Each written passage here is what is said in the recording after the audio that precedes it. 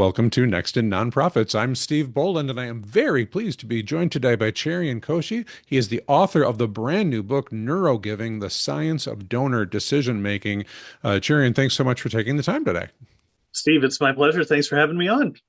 I heard about your new book a little while ago and was very fortunate to be able to see kind of an early draft of it so that I could be ready to ask some questions and we can publish this conversation right when people are able to buy it. But what you've written has generated a lot of questions with me. But before Yeah, I dive into some of those, maybe if I could just ask you to tell the listeners a little bit about yourself, your background, and why you decided to write this book.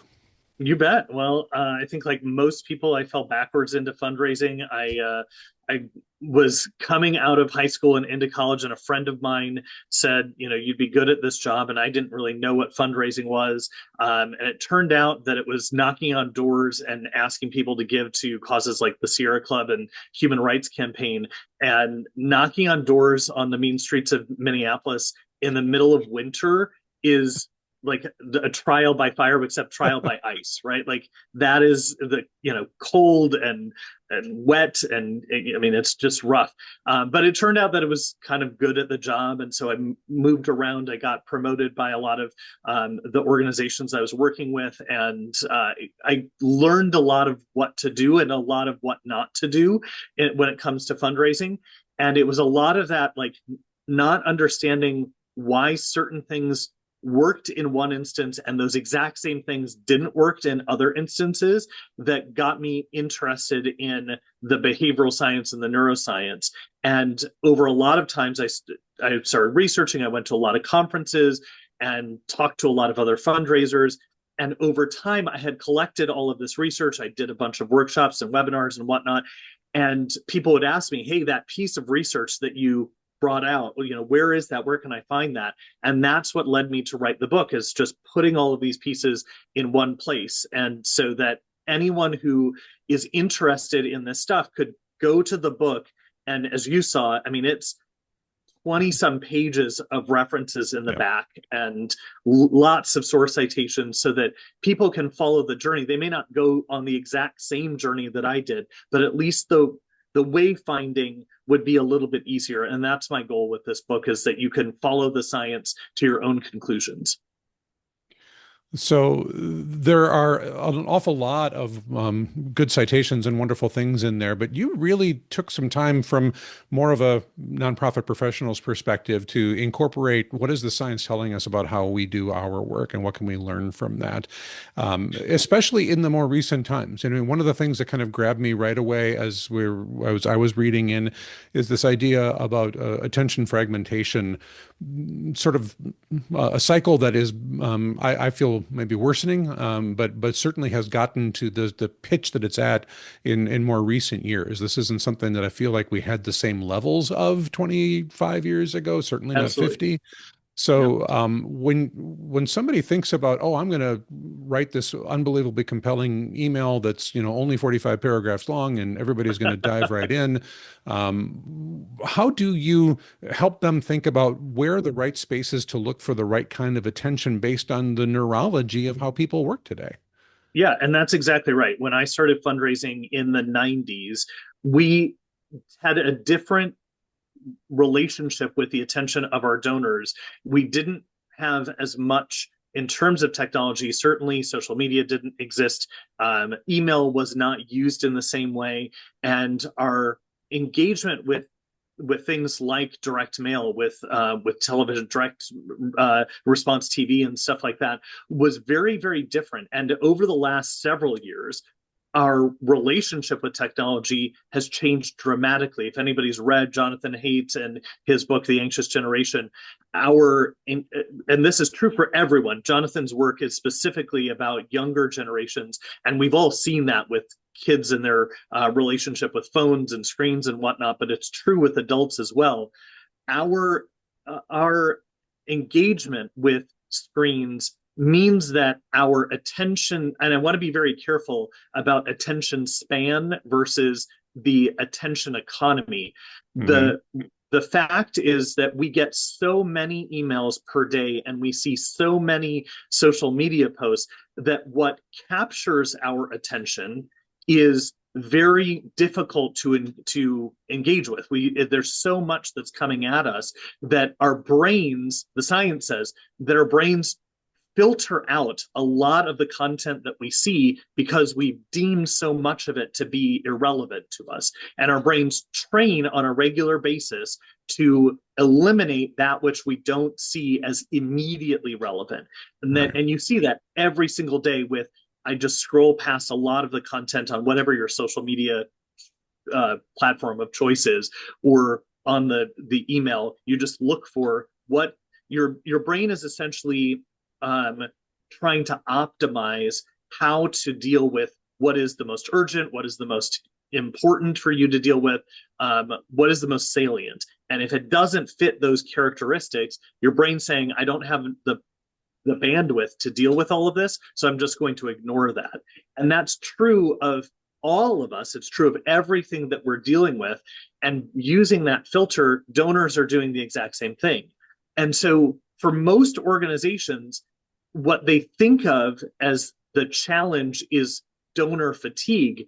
But Mhm. what neuroscience tells us is that generosity doesn't run out. We've seen generosity actually increase both in the dollar amount, and we can talk about that, but just in terms of everyday relationships, people volunteering, people giving through crowdfunding, people doing stuff for their neighbor, it's just disrupted by friction or confusion or lack of clarity. So the neuroscience plays a very, very important role today because of how limited our attentions are. And the difference that I wanted to raise there around attention span is that lots of people will say our attention spans are decreasing. Some people will say like it's less than a goldfinch, a goldfish. But the reality is that we will spend a lot of time on the things that we really care about. So, for example, over Thanksgiving, which just happened a couple of days ago, Stranger Things came out, and I sat and I watched all of those episodes back to back, Oh, wow. hours of teenage kid. I mean, I guess they're probably like 20 somethings, but Right. they're battling interdimensional monsters, and it took up hours of my time. So my attention span isn't limited. I can sit and I can care about a thing that's not that relevant. We will invest our time in the things that we want to care about, but if it's not, if we don't feel like it's meaningful to us, we won't spend the time. So for any organization that's listening, it's important to kind of put that together. And it doesn't matter if it's, Stranger Things or something else. If your stakeholder, your community, your volunteer, your donor cares about your organization, they care about the cause, they'll spend the time, they'll be engaged. It's just remembering that there's so many things that are happening to them that they just, and it's not just all the other things that are happening to them. It's the doorbell rings, and they've got to open the door for the plumber or whatnot. So the thing that I keep coming back to is that the enemy of fundraising is not no, it's not now. It's Right. not no, it's not now. Well, I'm glad you said that particular piece about the sort of fragmentation of attention, where I think about it with the email box being one of those places where we have a slightly better shot at being seen than a social channel that may be deprecating our stuff because somebody put a link in it and that doesn't hit their algorithm anymore Sure. or whatever. Those are all other problems to deal with. But let's assume that, with the email that we sent to our potential donor got through. I don't feel like the response is, I don't care about your thing, but rather it's not the most important thing right now. If that email subject line or timing or whatever hits them when their attention is just like, oh, I've got to get through these other messages to find the one Yeah. thing, that their fragment would be, I like that organization. The title of the email was monthly update. I'm like, well, I'll get to that. It's a thing that I want to see. Um, But of course, we're fooling ourselves. We're never going to get back to that. If we've scrolled by it the first time, we're probably not going to go backwards and see it. So there's that thing that I think sometimes we run into, that this science you're describing is really intriguing to me, of how do you get that fragment of attention enough that you've hit an emotional reaction or something with even just the subject line, that allows them to start giving that sort of fragmented attention to you for even that 30 seconds, 1 minute, whatever long it's going to take to read what you've just said, and then decide if they're going to make the next click or do whatever the thing is. But I feel like it's not so much that people are going, oh, I subscribed to your newsletter so long ago and I don't care about you anymore. I've That's right. moved on. There may be a little of that, but I think that's the bigger is, that's fine, but right now my attention's split all these other places and I can't come back to you. So what you describe in your book, especially around some emotional connections and storytelling connections, there are some things that prompt us to jump that emotional bandwidth over to this thing. Yeah. When you talk a little bit about storytelling and emotional connections to things, how do you think that plays into something as common as an email inbox?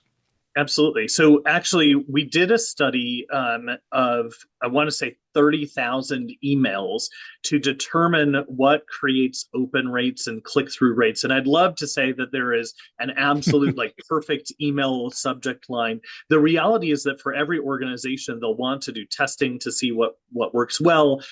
But any emotional subject line outperformed any non-emotional subject line. So the example that you gave of monthly update was one of the worst performing subject lines out there. I think the worst Right. one was reminder Monday meeting, something like that. Reminder, it's in the book, like reminder monthly meeting update or something like that, something very generic.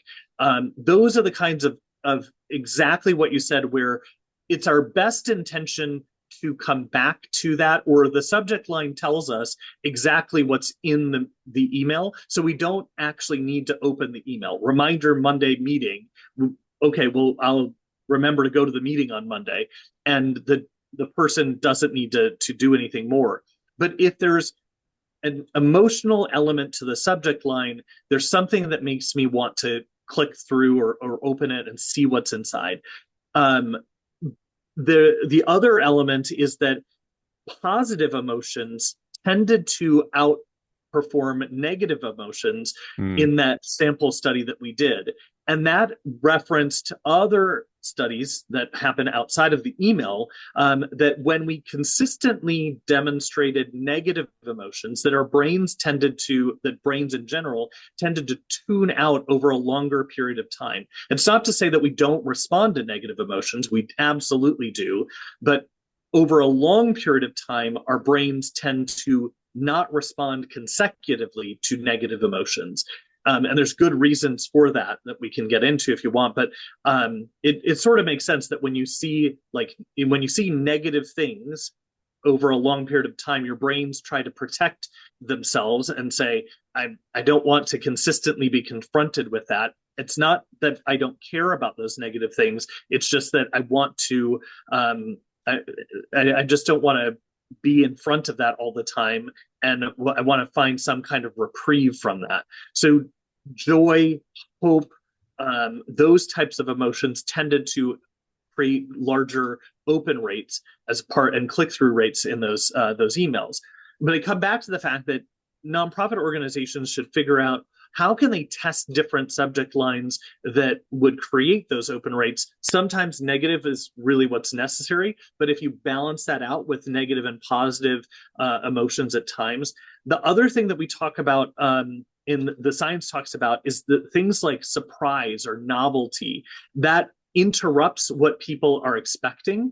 And especially in email or even in social media, that surprise creates the difference that your brain needs, because your brain is trained to look at all of the things that are coming at you and disregard the things that are normal. So we've all had that experience of driving home from work one day or driving home from the grocery store and not really remembering how we got there. That's our Right. brain on autopilot, Mhm. not really thinking about, which is frightening when you think about the size of your car and traveling down the street or whatnot. But um, your brain is conserving energy, so it doesn't need to think about that because you've done it so many times. But if there's something that is different, something that's unique, that is where your brain says, "Ooh, shiny! I should pay attention to that." The unique subject line, the unique color, the unique wording, the unique idea that is on email or in social media, that makes your brain say, oh, I should pay attention to that. It works in direct mail as well. Things as simple as changing the orientation of direct mail so it sticks up when someone holds it in their hand at the mailbox, that makes it obviously different, or a different color makes it stand out. Those are things that are surprise or novelty and jump out at people. Those are ways to get people to stand up and take notice.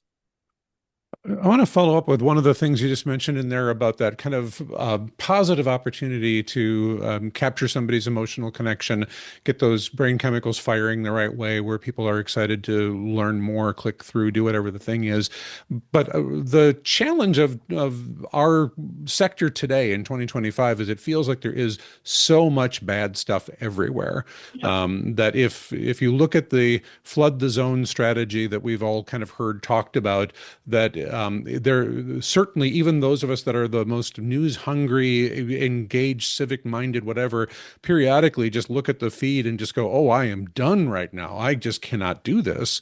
And I have to step out. So it challenges the thinking a little bit about how we might try to connect to people to think, boy, I got to tell them how bad this particular threatened cut is, or how bad it is that this, rescission is happening, or, whatever, to maybe think about, sure, there are some times when you need to communicate an impact, but is there a way to think about an emotional response that a person might have in their neurochemistry to think, this is giving me opportunity to deal with something I don't like. This is giving me a chance to be heard or to feel companionship with somebody else who has a similar thing, something that isn't just that. Because I do feel like right now, the exhaustion of many of us of looking at the bad news situation is just there. Yeah, absolutely. And it is there and it's real. So I don't want anyone to hear what I'm saying and to approach this from sort of any kind of like toxic positivity approach. That's not what I'm saying at all. It is Yeah. important to share with your community that bad things are happening, because bad things are happening. Where we go in, where I think that the challenge is, and where the science indicates that the challenge is that when we repeatedly do that for long periods of long periods of time, brains shut down because they don't feel like they can do anything.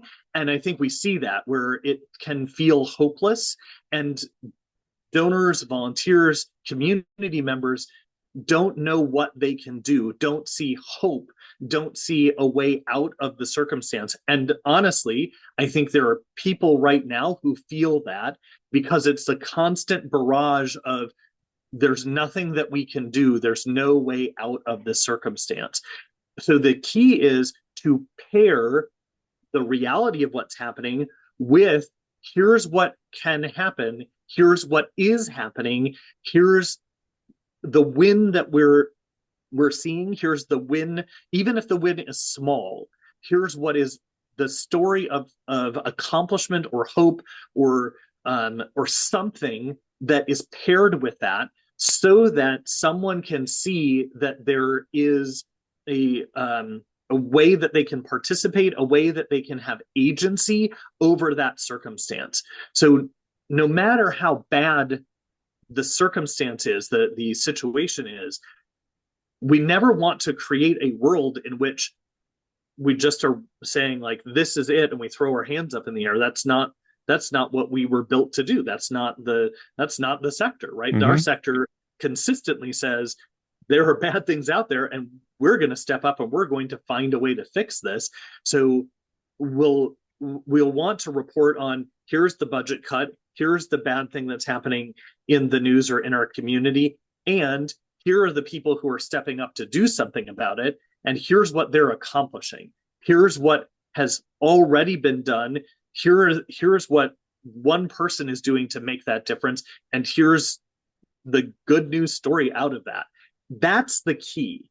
And no matter how small that is, reporting on that piece is the important way in which other people see themselves in that story. It's one volunteer who gets up and says, "Yep, I'm going to go and I'm going to I'm going to protest. I'm going to show up and I'm going to create a porch pantry for people who have lost SNAP benefits. I'm going to do my part." That's how people see themselves in a generosity experience that creates a movement, that creates solidarity, that creates the world in which they see the possibilities. That's how we compare the impact, the reality of what's happening with the hope that tomorrow can bring. Yeah, you've got a section in the book that maybe was thought about ahead of 2025 being what 2025 is on crisis and sort of emergency fundraising. What to Yep. do with that. We've all seen that experience of a horrible natural disaster, and people want to be part of a response, and that you can think through the neurochemistry of what that part is like. But also, usually those would be intense periods of shorter time rather than sort of drawn out. So I don't know, as you think about that part of your book, if you think, does that quick emergency thing still have the same value if our brains are sort of feeling a little overstressed all the time? Or can we still rise up to those moments of, oh, this immediate emergency does still kind of give me that brain boost I need to jump in and pay attention? Yeah. So, I mean, I have been collecting this research and talking to fundraisers for years, and certainly revised the book in 2025. But this also came from talking to fundraisers who've been raising money in Ukraine for circumstances where they're trying to get food and medicine, and they're dealing with folks who are living in a war zone, Right. and other places around the world where there is, I mean, quite literally a constant barrage of war, and there are still people being generous. So I don't want to minimize what's happening in the United States. It's, there are bad things happening, and there are bad things happening in lots of places. But I think it's important to contextualize that there's generosity happening here today in those bad circumstances, and there's generosity happening every day, even in the midst of the worst places in the world. Yeah. People helping out their neighbors, and the key is that they're able to demonstrate that even in the worst of circumstances, whether it's war or famine or natural disaster, that there are people who are helping. There are people who are willing to take what little they have or have left and help other people, because generosity is the first impulse of humanity. And it is the thing that we never let go of. And that's the premise of this book. That's the thing that I start with. And it's the thing that is the through line, and how, as fundraisers, that's what we can tap into, to know that there is, and it doesn't matter if you have millions of dollars in resources or literally nothing in resources. You have the ability to tap into this human potential that has been there since the beginning of time and will always be there, to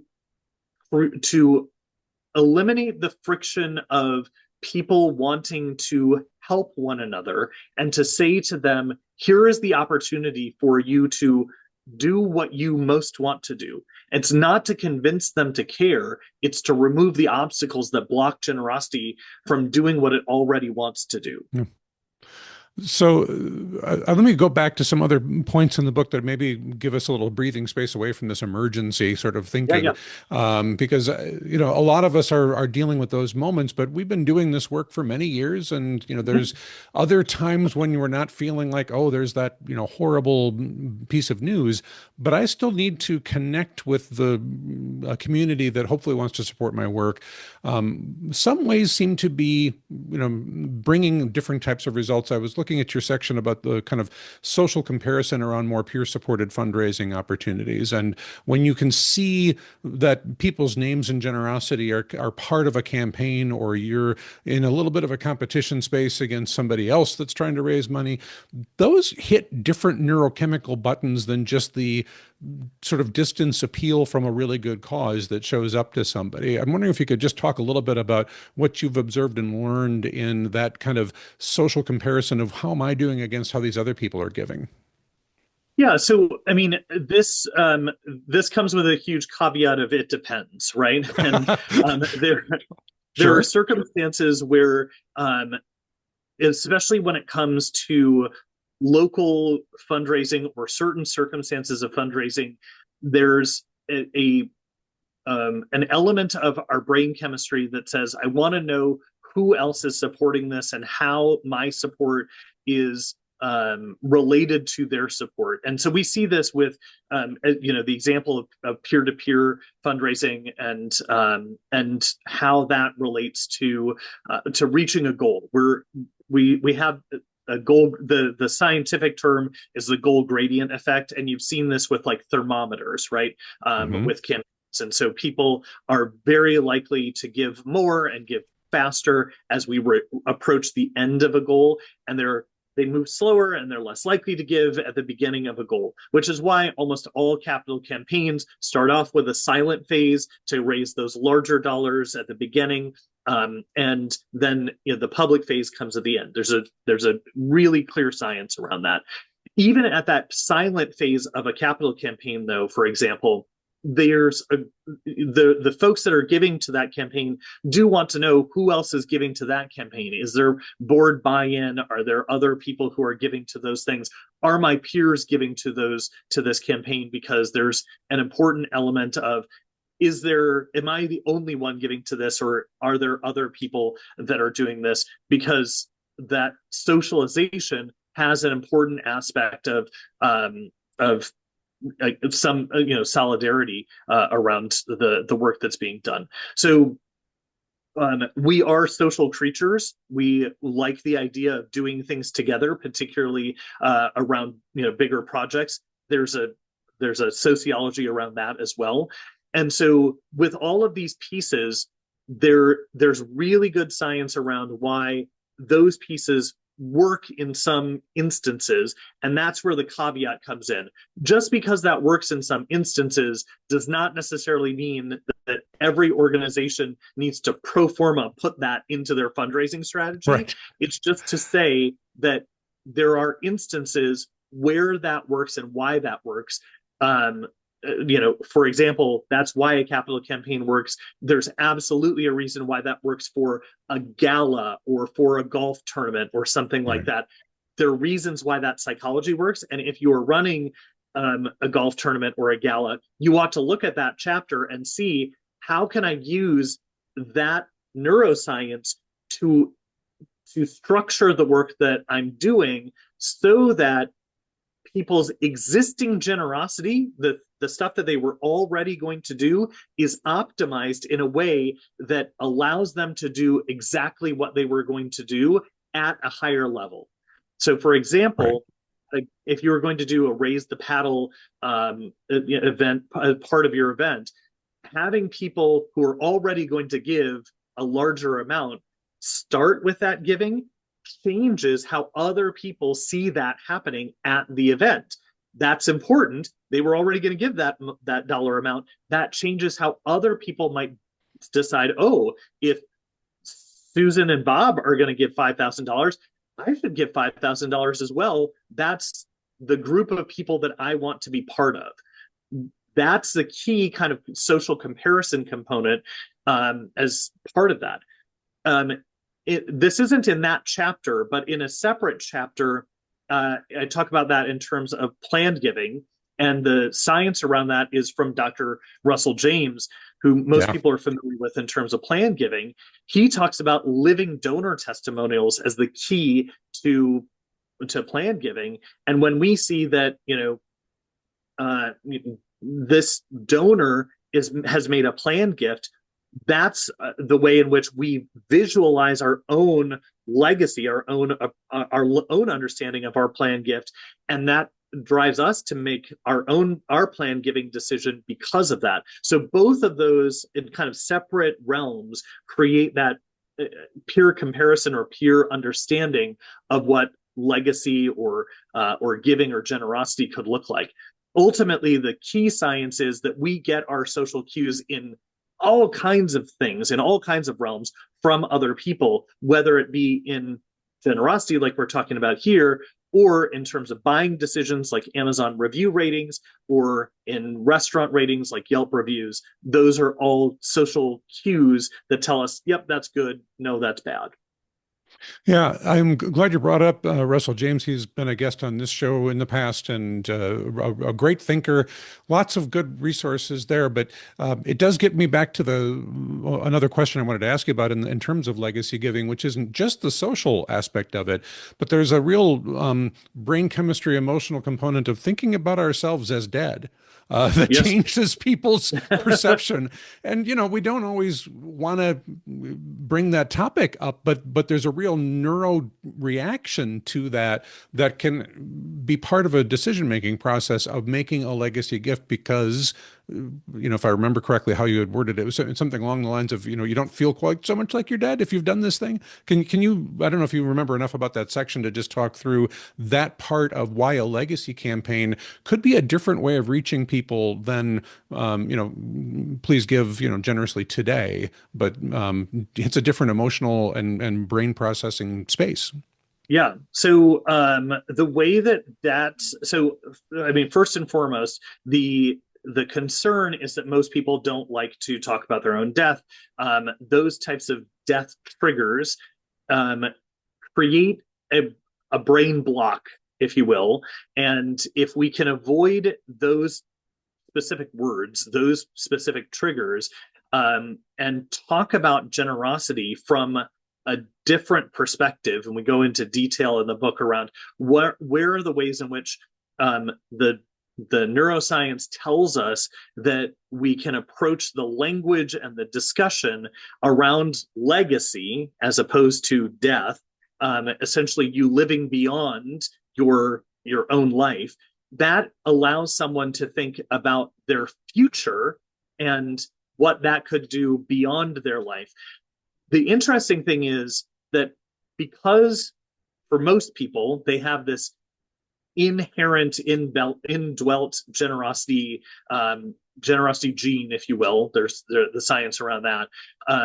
There is both a future component that in that chapter, but there's also a nostalgia component around where they have been. So there are reasons why people are generous that go backwards, and then they have a future sense of who they want to be. And what we have this, I mean, this incredible, I would say, sacred opportunity as fundraisers to do is connect the dots between who they who they were and who they want to be.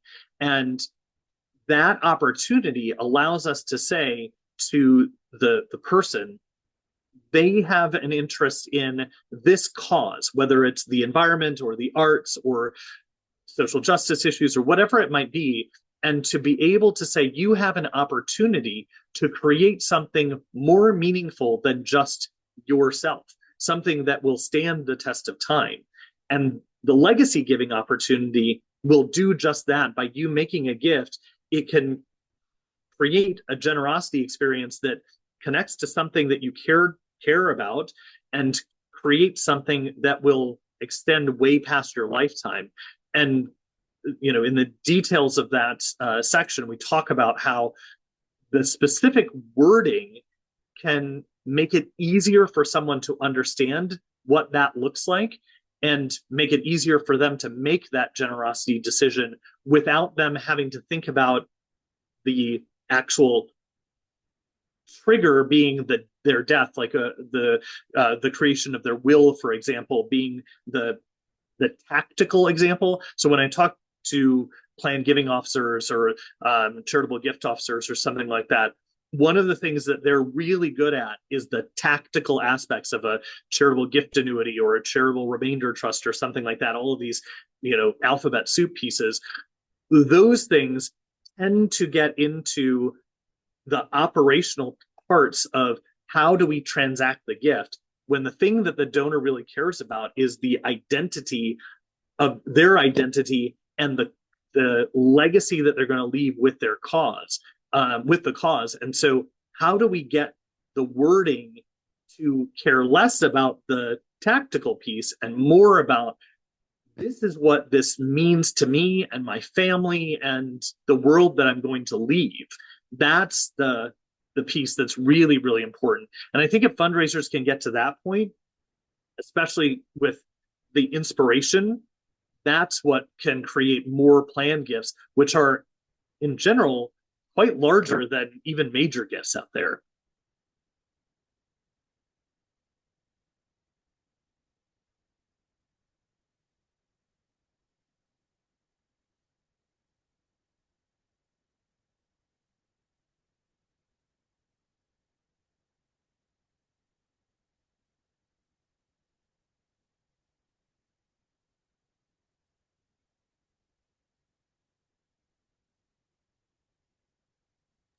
Sorry, now I'm going to have to do my edit. Well, okay, so I appreciate the fact that we're running a little low on time, and I want to get into a couple more things, but that you've got all of this great stuff in the book, so we'll have links in the show notes where people can just go get that, Yeah. do all of it. But I think that I wanted to hit a couple more pieces before we do run out of time completely. Give you a moment to wrap up with anything that we've missed that you think is particularly important. But I really wanted to talk a little bit more about that storytelling component Oh, yeah. that if I remember correctly, in the book, there's a little bit of science around starting to see some sort of brain mirroring with Yeah. somebody who's really engaging an audience and how the audience is feeling like the speaker's own passion starts to be adopted by that audience that they're hearing it. And we always think about storytelling of these elements, but I think that there's another thing happening there in this connection between people in that real time example anyway, where you could kind of measure that emotional adoption of where that story is coming from. Yeah. So I used to work in the performing arts, and one of the cool things that they've done as a study in the performing arts is they actually put sensors on people's brains and on their hearts to be able to measure brain activity and heart rhythm. And when you watch a live performance, the heart rhythms of people and their brain patterns match up during a live performance. So the person performing and the person in the audience. It's a concept called neural coupling. So your brain waves actually form the same pattern, and your hearts sync up from the speaker to the audience. And then when you leave and you go out into the lobby and whatnot, for some period of time after that, people in the audience, their patterns remain the same afterwards. So, what you are doing literally when you are sharing a story is connecting hearts together and brains together. Mm-hmm. So, it's a fascinating concept of not just telling a story. We tend to downplay, we talk about storytelling in the nonprofit space Right, all the time and for sure. how storytelling is important. So, what I would say is storytelling is not a nice to have, it's the essential way in which nonprofits communicate. And for profits have started to figure this out. If we don't tell stories, we're not able to actually get our message across. The piece that I describe in the book and provide a lot of science around is that you can't logic your way into a donor decision. You can't prove or persuade a donor using facts. You actually have to use story and emotion to get there. And it's really, truly the only way to do it. And there we go into a lot more detail around how to do Right. that. But the key is that when you're building the story, you are actually connecting your brain to theirs in a way that deeply connects them to the cause in a meaningful way and actually to the people in the cause. So if you want to connect them to a person, the person that's being impacted by your organization, telling that story helps them deeply engage with that story. And one of the things that I talk about is that you actually want them to not just engage with them once, you want to help them engage with that story over time so that they're deeply engaged over, not just one email, but potentially over months of engagement with an introduction and then maybe an impact report, and then over time you see how that story evolves so that people want to see how that person is doing because they're emotionally invested in that person and that outcome. That's the way in which you get this, not this open rate, this click-through rate, not just for vanity metrics sake, but because people really want to know, they really want to see what happens, they really care about your how the story unfolds, so much so that it makes the cause part of their identity. And this is why when the economy doesn't do well or something else happens, the person on the other end of the story says, it doesn't really matter what happens in the economy. I'm already invested in this. I've got to Right. do what I can to help see this through. And there are probably donors that you know of inside of your organization who say that about your organization, who say, this organization is my responsibility. That's what you're aiming for with storytelling, is that they know those stories, they remember those stories, they tell those stories to others. That's the transformation that you're aiming for, that emotional closeness, that they're repeating the story to someone else such that they say, this is something that I have to carry forward. That's the ancient art of storytelling. That's how we taught values thousands of years ago, is to say, this is a story to remember. And then those kids would tell stories to their kids and transmit those values to others. That's the accomplishment that we need out of storytelling. It's not just tell a story lightly, nicely in a, short form so that we can accomplish a paragraph of a story and move on. It's truly to transmit a value for the purpose of future transmission. Right. That's the goal of storytelling. Well, we have just a little bit of time left. I want to ask you one last question, just about as you get to the closure of the book, talking about ethics of what we're learning and how to incorporate that with some transparency and trust building with the audiences that we're dealing with here. Because Yeah. I don't think anybody got into the nonprofit sector because they figured there was a better way to sell a widget, right? So they're going to just push every button to sell a widget. We want to take what you're presenting to us with an ethical framework of how are we presenting our mission to the world and not manipulating people, but working with them. So can you talk about that ethics component a little bit, and then we're going to have to close out. You bet. I go into depth in that in the book, and I actually Yeah. repeat several times to the point where my editor was like, "Listen, you got to cut some of these out." And I pushed back a lot, and I was like, "I think it's important to repeat this several times." So I apologize to anybody reading that. But there are some people who will take behavioral science and think of it like a hack on the Right. donor brain, and I think that's really inappropriate. What I start the book saying is that generous people are generous, and what they most want to do is be generous. They have their credit card ready out, they want to make a gift on your website, and then they see a very long form that makes them say, I'll do this later, and with the best of intentions they mean that they want to do it later, but they don't.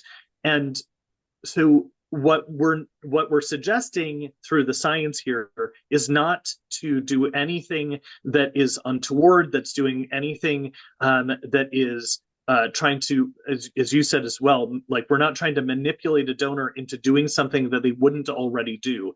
The ways in which we can make sure of that is to always ensure that the donor has a choice about what they are going to do. So, um, for example, defaulting to a monthly gift, but giving them an option for a one-time gift doesn't eliminate the choice. It gives them an option of doing something that would be most helpful to the organization and likely something that they would want to do to be generous. But if they can make a choice to make a one-time gift, or if you default to a $50 gift instead of a $25 gift, but they can still make a $50 or $25 gift, that still preserves their choice.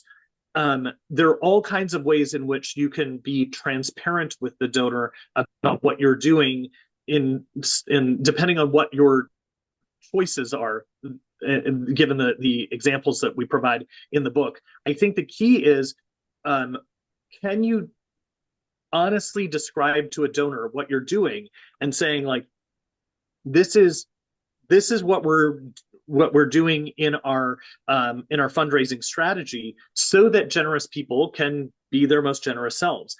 When you're slimming down a fundraising form, that's obviously very easy to do. When you're making stories more resonant, that's very easy to be transparent about.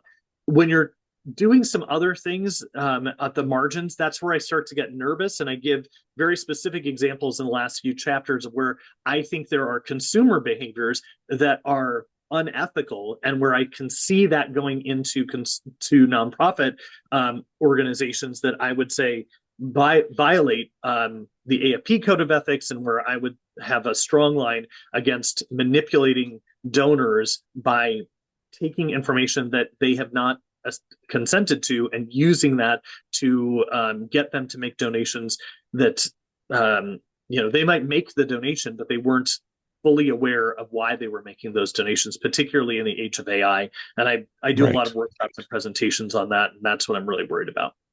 Yeah, there's some good conversation in your book about AI too for people that are wondering how does that play into it. There's more in the book, so really encourage everybody to click the link in the show notes. You can see about getting a copy. But for this beginning of the conversation, to really have people thinking more about neurogiving and what it means, I'm just really grateful that you were able to take the time to share some of the thoughts today. So I just want to thank Cherian Koshy, who is the author of Neurogiving, The Science of Donor Decision Making. Cherian, thanks again for joining me. Thanks so much, Steve. Great conversation. Really appreciate it.